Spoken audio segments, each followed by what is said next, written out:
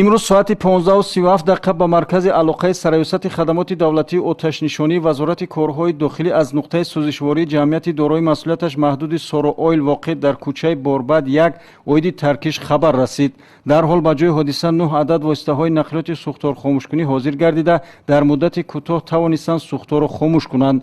пас аз хомӯш кардани алангаи оташ маълум гардид ки воситаи нақлиёти боркашон ки гази моеъро дар нуқтаи сӯзишворӣ холӣ мекардааст бинобар рёна кардани қоидаҳои техникаи бехатарӣ тарк идааст. дар натиҷаи мавҷи зиёд як нафар зан ки дар пешайвони манзили истиқоматиаш дар ошёнаи сеюм қарор дошт ба замин афтида ба ҳалокат расидааст. ҳамзамон як адад воситаи нақлиёти боркашон ки дар канори нуқтаи сӯзишворӣ қарор дошт сӯхта корношоям гардид. маврид ба зикр аст ки аз ҷониби мақомотҳои дахлдор гурӯҳҳои корӣ таъсис дода шуда таҳқиқи ин ҳодиса идома дорад.